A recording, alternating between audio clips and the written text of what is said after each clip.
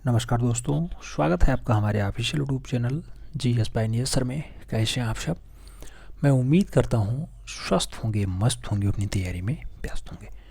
तैयारी करने का मतलब यहाँ यही है कि आप ट्रेंड ग्रेजुएट टीचर आर्ट के लिए प्रयासरत हैं। जो 148 पदों पर भर्ती है उसे फ़तेह करने के लिए आप लोग आतुर हैं।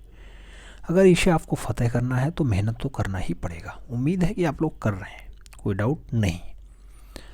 इसी क्रम में आपकी तैयारी को और थोड़ा सा मजबूती दिया जाए, इसके लिए आज हम लोग थोड़ा सा जो है वेस्टर्न आर्ट के बारे में देखेंगे। वेस्टर्न आर्ट में क्वेश्चंस पूछा जाता है।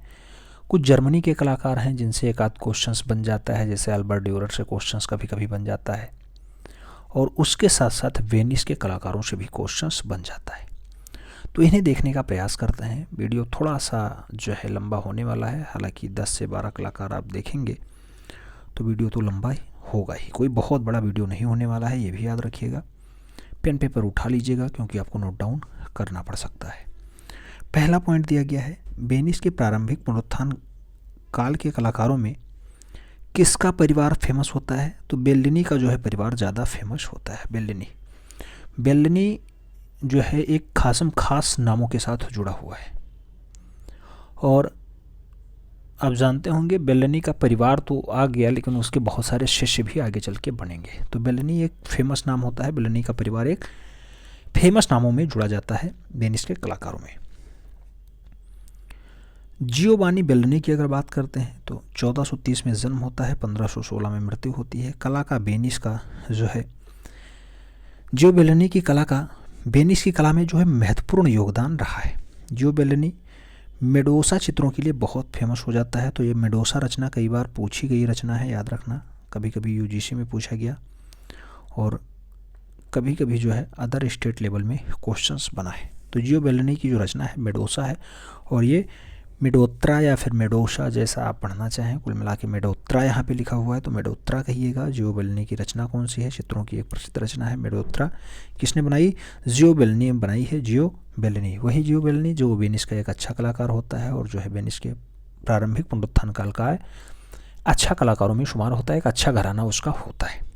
आगे बात करते हैं तो बेल्लिनी के चित्रों में बेल्लिनी के चित्रों में जो चित्र होते हैं वो उच्च कल्पनाशीलता के होते हैं, रचनात्मकता के होते हैं, प्राकृतिक दृश्यों का समावेश होता है, पारिक्षेप्य का अच्छा प्रयोग माना जाता है बेल्लिनी के चित्रों में।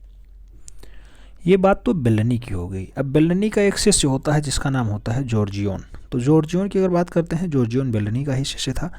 वेनिस का प्रसिद्ध चित्रकार माना जाता है जॉर्जियोन जो है तैल माध्यम में छोटे छोटे चित्रों की रचना प्रारंभ करता है, जिसमें उसने रहस्यात्मक और उत्तेजक विषयों का अंकन बहुत अच्छे से किया है। जिसमें किया तैलीय रंग में जॉर्जियोन ने बहुत अच्छी रचनाएं की हैं। जॉर्जियोन किसका शिष्य होता है? बेल्लिनी का शिष्य होता है। ये याद रखिएगा कि जैसे जॉर्जियोन तैलीय रंग में चित्रण करता है, वही तैलीय माध्यम में भारत में जो है राजा रवि वर्मा चित्रण करते हैं। राजा रवि वर्मा करते हैं, जिनका जन्म 1848 को होता है। ठीक है, 29 अप्रैल 1848, 29 अप्रैल। ये सब डाटा कभी कभी पूछ लिया जाता है। एक सबसे बढ़िया चित्र जो है वो जॉर्जियोन का जो है बढ़िया चित्र कौन सा माना जाता है? तो आंधी, द टेम्पेस्ट जो है बहुत अच्छी रचना है। ऐसा चित्र श्रेष्ठ उदाहरण के रूप में प्रस्तुत किया जाता है जॉर्जियोन के चित्रों का। तो जैसे आपने अभी देखा था मेडोत्रा के लिए सबसे फेमस नाम होता है जियोवानी बेल्लानी का, ऐसे ही मूल रूप से आंधी चित्र जो है वो जॉर्जियोन का फेमस चित्र हो जाता है, और ये सब वेनिस के कलाकारों के अंतर्गत आ जाते हैं। अगले कलाकार का अगर नाम देखा जाए तो टर्सिया नाम है, और टर्सिया से खूब क्वेश्चंस बनता भी है। टर्सिया की अगर बात करते हैं 1485 से 1576 तक इनका कार्यकाल होता है। टर्सिया एक कुशल श्रृंगारपूर्ण कथानकों का चितेरा रहा है। श्रृंगारात्मक रचना खूब करता है, और श्रृंगारात्मक जो है रचना के लिए टर्सिया का नाम फेमस भी हो जाता है। आगे बात करते हैं तो 1519 से 1526 के मध्य टर्सिया ने वेनिस में सांता मारिया देई फारी के गिरजाघर में कैनवास पे तैलीय रंग से एक आल्टार यानी जिसे बेदी कहा जाता है, तो आल्टार या फिर बेदी का चित्रण किसने किया है? तो गिरजाघर के कैनवास पे मूल रूप से बेदी का चित्रण यानी अल्टार का चित्रण टर्सिया की ही बहुत अच्छी रचना मानी जाती है, और ये 1519 से 26 के मध्य जो है इसने बनाई है ऐसी रचना। ठीक है, 1519 से 1526 के मध्य ऐसी रचना टर्सिया के द्वारा बनाई जाती है। अगला पॉइंट अगर बात करते हैं तो अगला पॉइंट क्या जाता है, टर्सिया ने सेकेंड एंड प्रोफेन लब चित्र जो है चित्रित किया है। तो सेकेंड एंड प्रोफेन लब किसकी रचना है, तो सेकेंड एंड प्रोफेन लब की अगर बात करते हैं तो ऐसा चित्रण भी टर्सिया की ही अच्छी रचनाओं में शुमार है, टर्सिया की ही अच्छी रचनाओं में शुमार है टर्सिया। ठीक है, वही टर्सिया जो श्रृंगारपूर्ण कथानकों के लिए जाना जाता है, बढ़िया रचनाएं बनाता है। अगला पॉइंट है सेकेंड एंड प्रोफेन लब जो है बार्गेस गैलरी रोम में सुरक्षित भी रखी हुई है। तो सेकेंड एंड प्रोफेन लब जो है अच्छी रचनाओं में है और कहाँ पे रखी हुई है, बार्गेस गैलरी में रखी हुई है। बार्गेस गैलरी कहाँ पे है, रोम में है, रोम। ठीक है, अगली एक और अच्छी रचना होती है rape of Europa. Rape of Europa data पूछा गया रचना है, याद रखिएगा। रेप ऑफ यूरोपा के लिए किसका नाम फेमस होता है, तो टर्सिया का ही नाम जो है ज़्यादा फेमस हो जाता है। टर्सिया किस युग का कलाकार माना जाता है टर्सिया, तो वेनिस के कलाकारों में शुमार हैं, वेनिस के कलाकार ये सब माने जाते हैं। टर्सिया हो या फिर आप जॉर्जियोन की बात किए या फिर आप बेल्लानी की बात कर चुके हैं। आगे बात करते हैं वीनस ऑफ राइबानो की। अगर बात करते हैं तो वीनस ऑफ राइबानो की भी रचना मूल रूप से टर्सिया के द्वारा ही की जाती है।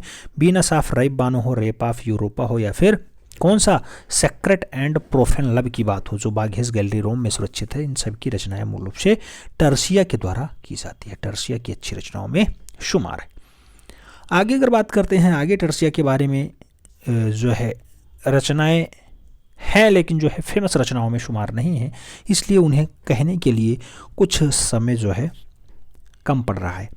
आगे हम लोग बात करें तो आगे और वेनिस के कलाकारों में किसका नाम आता है, तो और वेनिस के कलाकारों में पाओल वेरोनीज का नाम आता है। पाओल वेरोनीज की अगर बात करते हैं, पाओल वेरोनीज 1528 से 1588 ईस्वी के मध्य का समय इनका रहा है। 1528 में जन्म होता है, 88 में मृत्यु होती है। ये भी वेनिस के कलाकारों में शुमार रहे हैं और वेनिस के कलाकारों में इनकी एक रचना बहुत फेमस रही है, मार्स और वेनिस। ये रचना देख लीजिए, ये रचना मार्स और वेनिस है। अच्छे से देखिएगा, कुछ समझ में आ रहा है, हालांकि ये बहुत जो है डीप में डाटा दर्शा दिया गया इसलिए समझ में नहीं आ रहा है।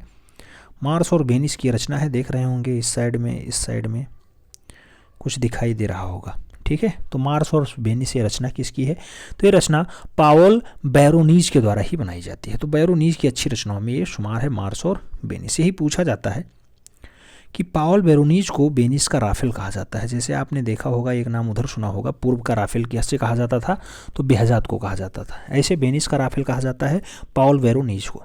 वेरोनीज पारिक्षेप्य संबंधी जो है नवीन प्रयोग करके रीतिवादी पद्धति से अनावृत स्त्रियां चित्रित करके एक जो है साहसिक कदम उठाया था। अनावृत स्त्रियां करने का जो काम है, अनावृत स्त्रियों को चित्रित करने का जो काम रहा है वो रहा है वेरोनीज का। वेरोनीज मतलब पाओलो वेरोनीज का रहा है। वेरोनीज बाइबिल इतिहास तथा काव्यों के आधार पर जो है विशाल संयोजन बनाने का भी साक्ष्य अपने पास रखता है, ऐसी कुशलता भी रखता है। तो वेरोनीज बाइबिल इतिहास तथा काव्यों के आधार पर भी विशाल संयोजन बनाने का कार्य करता है। और उसके साथ साथ अगर एक अच्छी रचना और देखी जाए तो वेरोनीज के दो शिष्य होते हैं, दो विशेष प्रसिद्ध चित्र बनते हैं। एक तो ईसा का अंतिम भोज होता है। ईसा का अंतिम भोज इंपॉर्टेंट रचना है, IMP लगाइएगा इसके ऊपर। और काना में वैवाहिक भोज, काना में वैवाहिक भोज मूल रूप से किसके द्वारा बनाया जाता है, पाओलो वेरोनीज की अच्छी रचनाओं में शुमार है। पाओलो वेरोनीज की अच्छी रचनाओं में शुमार है। दोनों रचनाएं लिख लीजिएगा, थोड़ा सा डाटा इंपॉर्टेंट हो जाता है। वही है पाओलो वेरोनीज जिन्हें वेनिस का राफेल भी कहा जाता है। वेनिस के कलाकारों में शुमार है। आगे अगर बात करते हैं तो अगला नाम आता है वेरोनीज के अन्य प्रसिद्ध चित्रों में, तो संत मोसेस का मिलना। संत मोसेस का मिलना ये रचना किसकी है, तो मार्स और वेनिज, मैजाई और वंदना, ये सब रचनाएं भी मार्स और वेनिज हों या फिर संत मोसेस का मिलना हो या फिर क्या है मौजाई की वंदना हो, ये सारी की सारी रचनाएं किसकी रही हैं, ये सभी की सभी जो रचनाएं रही हैं वो वेरोनीज के द्वारा बनाई जाती हैं, वेरोनीज के द्वारा मेंटेन की जाती हैं। वेरोनीज फेमस नाम होता है। कई बार पाओलो लिखा मिलता है, कई बार वेरोनीज मिलता है, कई बार पाओलो वेरोनीज दोनों नाम दिखाई देते हैं। तो पाओलो वेरोनीज इनका पूरा नाम होता है। अच्छी रचनाओं में शुमार है ईसा का अंतिम भोज, काना में वैवाहिक उत्सव, उसके साथ मौजाई का वंदन, उसके साथ साथ संत मोसेस का मिलना और मार्स और वेनिस अच्छी रचनाओं में शुमार है। याद रखिएगा, बाइबिल के इतिहास पे काव्यों के आधार पे विशाल संयोजन किसने बनाए हैं, तो वो भी मूल रूप से पाओलो वेरोनीज की अच्छी रचनाओं में शुमार है। ये तो हो गए पाओलो वेरोनीज जो मूल रूप से क्या कहलाते हैं? वेनिस का राफेल कहलाते हैं। उसके बाद नाम आता है टिंटोरेंटो का। टिंटोरेंटो की अगर बात करते हैं तो ये रचना है मूल रूप से टिंटोरेंटो 16वीं शताब्दी के अंतिम चरण का महान वेनिस चित्रकार माना जाता है। इसका वास्तविक नाम जोकोप्पो रोबिस्टी था। जोकोप्पो रोबिस्टी किसका पूरा नाम होता है? तो टिंटोरेट्टो का जो है पूरा नाम जोकोप्पो रोबिस्टी रहा है। आगे बात करते हैं तो टिंटोरेट्टो की कला में माइकल एंजेलो का रेखांकन तथा टर्सिया के रंग योजना का समन्वय खूब अच्छे से दिखाई देता है। इसका प्रमुख चित्र कौन सा आता है? तो प्रमुख चित्रों की अगर बात करते हैं तो 1555 से 1558 ईस्वी के मध्य संत जॉर्ज का ड्रैगन चित्र जो है ज़्यादा फेमस हो जाता है टिंटोरेट्टो का।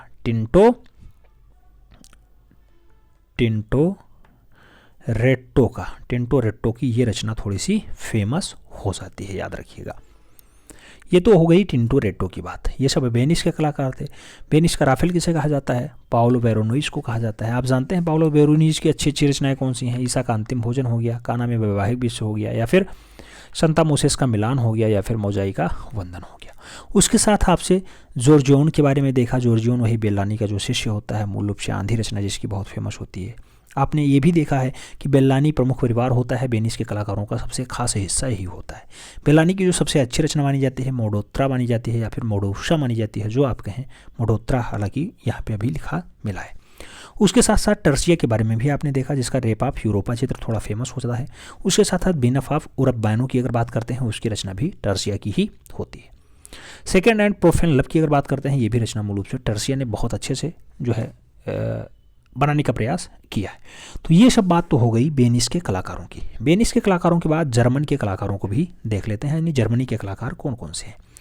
तो माइकल पेंचर, पहला नाम माइकल पेंचर दिखाई दे रहा है। 1435 से 1498 ईस्वी तक इनका कार्यकाल रहा है। माइकल पेंचर के चित्रों में विवरणात्मकता तथा रंगों की चमक दमक जो है पारिच्छेप्य आदि का प्रयोग किया गया है। माइकल पेंचर कौन था? तो एक अच्छा मूर्तिकार माना जाता है। माइकल पेंचर ने गौथिक शैली के प्रमुख भवनों का चित्रण खूब अच्छे से किया है। गौथिक शैली में भवन निर्माण का कार्य बहुत अच्छे से माइकल पेंचर ने दर्शाया है अपने चित्रों के माध्यम से। अच्छा मूर्तिकार था तो मूर्ति ही बनाएगा। आगे अगर बात करते हैं, अगला नाम क्या आता है माइकल पेंचर के बाद? तो मार्टिन सेनगौर का नाम भी सामने आता है। मार्टिन सेनगौर की अगर बात करते हैं, 1491 ईस्वी में इनका जन्म होता है। जर्मनी का कलाकार होता है जो अपनी एनग्रेविंग की तकनीकी निपुणता से आलेखन तथा उत्तमता के लिए प्रसिद्ध नाम होता है मार्टिन सेनगौर का। सेनगौर का एनग्रेविंग तकनीकी में बना चित्र द होली नाइट जो है बहुत प्रसिद्ध होता है। द होली नाइट किसकी रचना है? द होली नाइट जो डाटा है ये मूल रूप से मार्टिन सेनगौर की अच्छी रचनाओं में शुमार है। वही मार्टिन जो है जो जर्मन का कलाकार होता है और मूल रूप से इसका जन्म 1491 ईस्वी के आसपास होता है। ये तो नाम हो गया मार्टिन सेनगौर का। किस काल के हैं? ये सब जर्मनी वाले हैं, जर्मनी वाले कलाकार हैं। जर्मनी के कलाकार माने जाते हैं। आगे अगर हम लोग बात करते हैं तो अगला नाम अल्बर्ट ड्यूरर का दिया गया है। अल्बर्ट ड्यूरर की अगर बात करते हैं तो अल्बर्ट ड्यूरर से क्वेश्चंस पूछा जा सकता है। अल्बर्ट ड्यूरर का एक स्वर्णकार पुत्र था जो हंगरी से आकर के नूरबर्ग में अस्थायी निवास करने लगा था। अल्बर्ट ड्यूरर एक स्वर्णकार का पुत्र था। स्वर्णकार मतलब सोनार का पुत्र था, जो सोना बनाने का काम करते हैं उन्हें स्वर्णकार कहा जाता है। ठीक है, तो हंगरी से आकर के नूरबर्ग में अस्थायी रूप से बस गया था। और अगर बात करते हैं इसकी अन्य रचनाओं में तो ड्यूरर को सर्वाधिक ख्याति जो है एनग्रेसिव से मिली, जो उसे मनोरंजनात्मकता के साथ साथ होने के संदेशात्मकता को भी प्रदर्शित करती है। ड्यूरर को सर्वाधिक ख्याति किससे मिली है? एनग्रेसिव से मिली है। एनग्रेसिव या एनग्रेबिग्स ऐसी रचनाएं मूल रूप से किसके द्वारा बनाई गई हैं? तो वो मूल रूप से अल्बर्ट ड्यूरर के द्वारा बनाई जाती हैं। अल्बर्ट ड्यूरर कहाँ का कलाकार रहा है? हंगरी से आकर के नूरबर्ग में बस जाता है, यानी जर्मनी का कलाकार हो जाता है। आगे अगर बात करते हैं तो आगे कहा जाता है कि ड्यूरर द्वारा इस प्रसिद्धि या इस पद्धति में बनाए गए संत माइकल व ड्रैगन का युद्ध वुडकट तथा आदम और यू एनग्रेविंग श्रेष्ठ उदाहरण में माने जाते हैं। तो ये क्वेश्चंस पूछा जाता है, आदम और ईव रचना किसकी है? ईव रचना किसकी है? तो ये खूब पूछा गया क्वेश्चंस है। आप देखते हैं केवल ड्यूरर नाम वहाँ पे दिखाई देता है। ड्यूरर की रचना है, पूरा नाम अल्बर्ट ड्यूरर होता है। ठीक है, आदम और ईव पूछा गया क्वेश्चंस है। संत माइकल और ड्रैगन का युद्ध भी पूछा जा सकता है। तो ड्रैगन का युद्ध भी आपको याद रखने की ज़रूरत है। ड्रैगन का युद्ध हो, वुडकट या फिर मूल रूप से आदम और ईव हो, ये सारी रचनाएं थोड़ा सा फेमस नामों में शुमार हो जाती हैं। तो आदम और ईव आपको याद रखना है, और ड्रैगन का युद्ध आपको याद रखना है। किसकी रचना है? ड्यूरर की रचना है। ड्यूरर कहाँ का चित्रकार रहा है? जर्मनी का कलाकार रहा है। अल्बर्ट ड्यूरर पूरा काम होता है, इसका पूरा नाम होता है, एक स्वर्णकार का पुत्र होता है, यानी एक सुनार का पुत्र होता है। आप देख लीजिए ईसा के 4 पट्ट शिष्य, ये हैं ईसा के 4 पट्ट शिष्य। आप देखिएगा 1 2 3 4 दिखाई दे रहे हैं, 1 2 3 और 4। ये ईसा के 4 पटचित्र हैं। किसकी रचना है? तो ये पट्ट शिष्यों में मूल रूप से नाम किसका आएगा? नाम आएगा अल्बर्ट ड्यूरर का। बालों के चित्रण के लिए ड्यूरर विश्व प्रसिद्ध होता है, विशेष प्रसिद्धि प्राप्त करता है। तो बालों को बहुत अच्छे से दर्शाने का काम जो है किसका रहा है? अल्बर्ट ड्यूरर का रहा है। द ग्रेट ट्रफल फॉर कृति किसकी है? द ग्रेट ट्रफल फॉर की अगर बात करते हैं तो द ग्रेट ट्रफल फॉर जो रचना है मूल रूप से ये भी ड्यूरर के द्वारा ही बनाई जाती है। ड्यूरर की अच्छी रचनाओं में शुमार है। प्रसिद्ध प्रिंट मेकर ड्यूरर द्वारा निर्मित द लाइफ ऑफ वर्जिन जो 19 चित्रों की श्रृंखला है, वुडकट माध्यम में बनाई गई है। द लाइफ ऑफ वर्जिन किस माध्यम में है? वुडकट माध्यम में बनाई गई है। किसके द्वारा बनाई जाती है? अल्बर्ट ड्यूरर के द्वारा बनाई जाती है। अल्बर्ट ड्यूरर की अच्छी रचनाओं में शुमार होती है। आगे अगर बात करते हैं अगला पॉइंट कौन सा आता है? अगला पॉइंट आपका आता है कि 1505 ईस्वी में ड्यूरर वेनिस गया, जहां उसने 2 चित्र बनाए। एक तो गुलाब के हारों वाली मैडोना और दूसरा चिकित्सकों के मध्य ईसा। ये दोनों रचनाएं कहाँ पे बनाए? वेनिस में बनाए। किसने बनाया? ड्यूरर की अच्छी रचनाओं के जो है तथ्य सामने आते हैं। 1505 के आसपास ऐसी रचनाएं बनाई जाती हैं। आगे अगर बात करते हैं अगला पॉइंट आता है द लाइफ ऑफ वर्जिन और कोर्ट ऑफ आर्म्स। किसकी रचना है? तो द लाइफ ऑफ वर्जिन पूछे या फिर कोर्ट ऑफ आर्म्स पूछे, ये दोनों की दोनों रचनाएं मूल रूप से ड्यूरर के द्वारा ही बनाई जाती हैं। ड्यूरर की अच्छी रचनाओं में शुमार है। ड्यूरर का जन्म 1471 में जर्मनी में हुआ था। एक स्वर्णकार का पुत्र होता है ड्यूरर। इतना नाम याद रखना पर्याप्त है, इतना डाटा इसके लिए। ड्यूरर के बाद किसका नाम देखेंगे? तो जर्मनी के कलाकारों में माथियास योगावेल्ड की बात होगी। माथियास योगनावेल्ड की अगर बात हो तो माथियास योगनावेल्ड की अगर बात हो तो ये जो है योगनावेल्ड एक धार्मिक और श्रेष्ठ जर्मन कलाकार था, जिसने वुडकट की रचना बहुत अधिक की है। वुडकट की रचना खूब ज़्यादा की है। कुशारोपण की अगर बात हो, कुशारोपण ये रचना है, आप देख लीजिएगा। कुशारोपण ये है कुशारोपण, और किसने बनाया है? तो कुशारोपण मार्टियर डुगलस के द्वारा ही बनाया जाता है। योगना बेल्ट, माथियास योगना बेल्ट की रचना है। माथियास किसकी है? माथियास ग्यूनावेल्ड, ग्यूनावेल्ड की रचना है। ठीक है, ग्यूनावेल्ड की रचना है। आगे अगर बात करते हैं अगला पॉइंट आता है माथियास योगनावेल्ड। तो कहा जाता है कोयले व पेंसिलों से रेखांकन बढ़िया से कर लेते थे। कोयले से और पेंसिल से रेखांकन कौन बहुत अच्छा करता था? तो माथियास योगनावेल्ड बहुत अच्छे से कोयले से और पेंसिलों से रेखांकन कर लेते थे। योगनावेल्ड की जो श्रेष्ठ चित्र है वो अभी ईसा की सूली है। आपने तुरंत देखा है ईसा की सूली को। 1505 ईस्वी में ईसा की सूली को बनाया गया। एक आल्टार पीस है जो 4 फलकों में बनाया गया है। 4 फलकों में अभी फिर से देख लीजिए, ये 4 फलक दिखाई देते हैं। एक तो ये वाला, एक तो ये वाला, एक तो ये वाला और एक तो ये वाला। तो ये हैं ईसा। आप देख रहे हैं कि ये सूली पर लटके हुए हैं। ऐसा दृश्य मूल रूप से किसने बनाया है? तो माथियास योगनावेल्ड के द्वारा बनाया जाता है। अच्छी रचनाओं में शुमार है। कोयले और पेंसिलों से रेखांकन बहुत अच्छे से माथियास योगनावेल्ड कर लेते थे। माथियास योगनावेल्ड के बाद आप एक नाम और याद रखिएगा, ल्यूकान क्रानास की अगर बात होगी तो ल्यूकान्स क्रानास भी मूल रूप से कहाँ के कलाकार होते हैं? इनका भी संबंध जर्मनी से होता है। जर्मनी के कलाकारों में शुमार होते हैं। बात होगी ल्यूकास क्रानास एक काष्ठशिल्पी चित्रकार और धातु चित्रों का जो है सर्जक के रूप में जाने जाते हैं। थोड़ा सा फेमस नाम होता है। क्रानाक की प्रारंभिक कृति क्या है? तो धार्मिक है। इसने व्यक्ति चित्रण बहुत ज़्यादा किया है। क्रानाक ने व्यक्ति चित्रण खूब ज़्यादा बनाया है। ल्यूकास क्रानास अत्यंत वासनापूर्ण नारी आकृतियों का भी विकास किया, जिसमें सिर से पैर तक के मणियों के समान चमकते रंग भरे हैं। मणियों के समान चमकते रंग ल्यूकास क्रानाक ने बने। स्त्रियों को जो है ये वासनापूर्ण नारी के रूप में दर्शाने का प्रयास बखूबी किया है। क्रानाक की एक राइन नदी के तटवर्ती जो है प्रकृति दृश्यों का भी रुचि से चित्रण किया है। तो राइन नदी रचना किसकी है? राइन नदी को बनाने का जो काम रहा है ल्यूकास क्रानाक का रहा है। ल्यूकास क्रानाक का रहा है।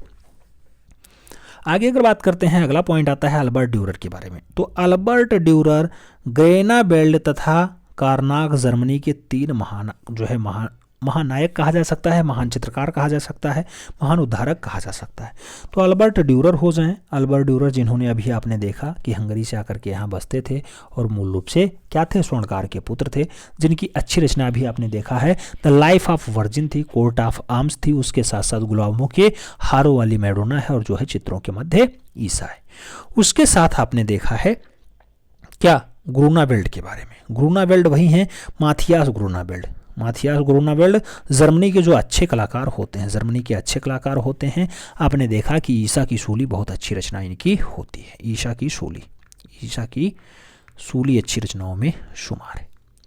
आगे बात करते हैं, अगला पॉइंट आप देख ही रहे हैं, क्रानाक जर्मनी। तो ल्यूकांस यही हैं, ल्यूकांस क्रानाक, ठीक है। बात करें जर्मनी कलाकारों में तो हांस हेबेल्स कनिष्ठ 1497 से 1543 ईस्वी तक जो है यथार्थवादी चित्रकार के रूप में जाने जाते रहे।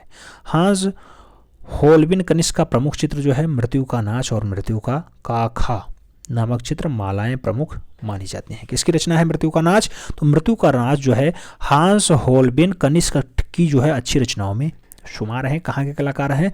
जर्मनी के कलाकार माने जाते हैं। जर्मनी के कलाकार ये सब होते हैं। एल ग्रेको की अगर बात करते हैं, एल ग्रेको जो है ये 1541 से 1614 ईस्वी तक होता है। वास्तविक नाम दोमोनिको थिपोटो कोपोउलोस।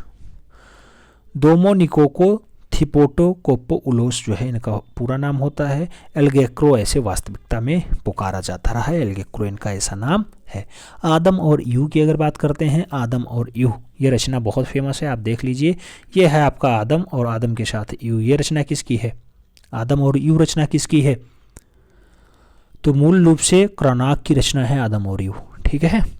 बात होगी एल ग्रेको के प्रसिद्ध चित्रों में तो ईसा का पुनर्जन्म है, संत जान की भविष्यवाणी है, एक व्यक्ति चित्र तथा तोल्दो का दृश्य चित्रण भी विशेष उल्लेखनीय होता है एल ग्रेको के। एल ग्रेको की ये सब अच्छी से अच्छी रचनाएं होती हैं। एल ग्रेको वही जिसका पूरा नाम दोमोनिको थिपोटो कोपोउलोस था, ठीक है। आगे बात करते हैं, एल ग्रेको ने कैनवास पे तैलीय रंग से कार्य किया है। ये सब किस शैली के कलाकार माने जाते हैं? तो इनका संबंध जो है जर्मनी से रहा है, जर्मनी के चित्रकार माने जाते रहे। आगे बात करते हैं तो एल ग्रेको की उक्त विशेषताओं के कारण इसे पुनरुत्थान शैली का जो है चित्रकार माना जाता है, ना कि पुनरुत्थान शैली का चित्रकार ना मान करके रीतिवादी कलाकार माना जाता है। एल ग्रेको किस शैली का चित्रकार हो जाता है? रीति काल का होता है, रीतिवादी कलाकार हो जाता है। पुनरुत्थान काल का इसे नहीं माना जाता है। अल्बर्ट ड्यूरर के सबसे प्रसिद्ध काष्ठ उत्कीर्णों की श्रृंखलाओं का नाम क्या होता है? एपोकैलिप्स किसकी रचना है? अल्बर्ट ड्यूरर की होती है। अल्बर्ट ड्यूरर वही जो नुरबर्ग में आकर के बसता है, स्वर्णकार होता है, जिसका आदम और ईव बहुत अच्छी रचना होती है, जिसका ड्रैगन का युद्ध बहुत अच्छी रचना होती है, वो है। अगला नाम आता है the book of human proportions ग्रंथ किसने लिखा? तो अल्बर्ट ड्यूरर ने the book of human proportions ग्रंथ को लिखा है और बहुत अच्छे से लिखा है।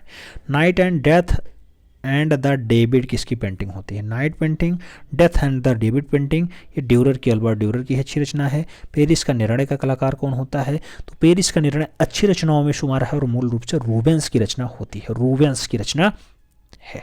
कौन सी रचना? रूबेंस की रचना है। कौन सी? पेरिस का निर्णय। पेरिस का निर्णय अच्छी रचनाओं में शुमार है और रूबेंस की रचना होती है। रूबेंस नाम याद रखिएगा, काम इंपॉर्टेंट देगा, क्योंकि पेरिस का निर्णय पूछा जा सकता है डाटा आपसे, ठीक है। तो कुल मिलाकर के आज आपने जर्मनी के कलाकारों को पढ़ा और जर्मनी के साथ साथ आपने किसे पढ़ा है? वेनिस के कलाकारों को पढ़ा है। जर्मनी के कलाकारों में आपने कई नाम देखे हैं, जिसमें से पाउलो वेरोनीज को भी आपने देखा है। पाउलो वेरोनीज वही हैं जो वेनिस का राफेल कहा जाता है। उसके साथ साथ कान में वैवाहिक भोज हो या फिर ईसा का अंतिम भोज हो, ये भी पाउलो वेरोनीज की बहुत अच्छी रचना है। उसके साथ साथ जॉर्जियोन को आपने देखा ही, जो बेल्लानी के शिष्य होते हैं। टर्सिया को आपने देखा ही है, रेप ऑफ यूरोपा, जिसकी बहुत अच्छी रचना होती है। वीनस ऑफ उरबाइनो की अगर बात करते हैं, ये भी रचना टर्सिया की होती है। उसके साथ साथ तो आपने गुरु जी को देखा ही है, बेल्लानी को। बेल्लानी परिवार से ही मूल रूप से वेनिस का आरंभ होता है। तो इन सभी नामों को आपने देखा है, उम्मीद है कि आपको समझ में आया होगा। जो इम्पोर्टेंट रचना बताई गई है उन रचनाओं पे आपको खास पकड़ बनानी है, क्योंकि रचनाओं से ही क्वेश्चंस आपकी परीक्षा में छपते हैं। तो इस पे फोकस करिएगा। अगर इस पे आप फोकस करते हैं तो कोई दिक्कत नहीं है, 148 फतेह कराने में ये भी आपको एक मील का पत्थर साबित होगा। मिलते हैं सुन में, तब तक के लिए जय हिंद।